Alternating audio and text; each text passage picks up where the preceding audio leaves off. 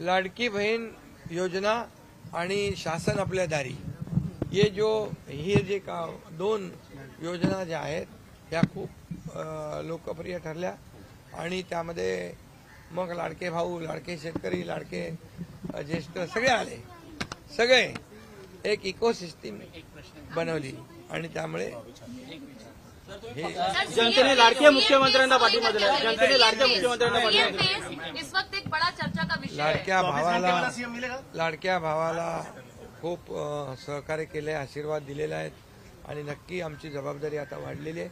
आता हे सगळे आकडे आल्यानंतर, सगळे नंबर अंतिम झाल्यानंतर आम्ही तिन्ही पक्ष एकत्र बसू आणि जो निर्णय आहे तो, जसा आम्ही समन्वयाने हा निर्णय घेतला तसा समन्वयाने निर्णय तोही होईल। ज्यादा सीट मतलब मुख्यमंत्री पद है क्या?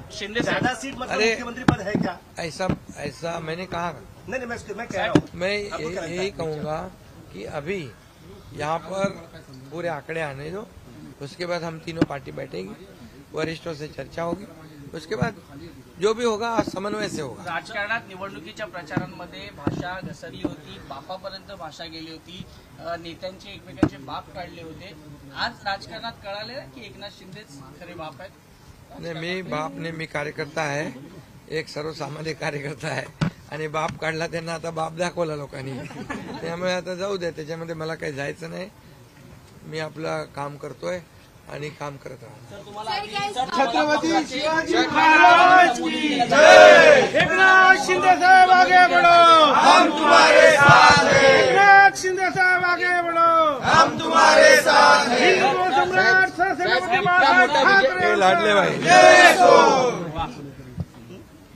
हे लाडली बहीण का लाडले भाई। बैठक वगैरे कधी बोलवली आपण? काय आमदारांची बैठक बोलवली आहे? हा, बोलवली आहे संध्याकाळी रात्री। संध्याकाळी हो, बोलवली आपले नेते मंडळी सगळे।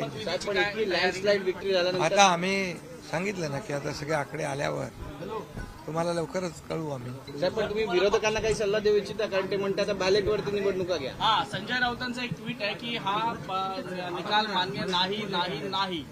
कर्नाटकचा निकाल त्यांना मान्य होता होता होता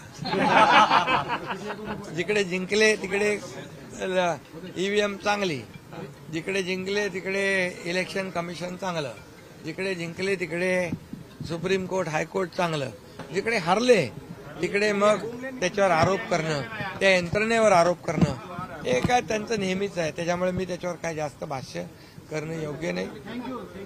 धन्यवाद।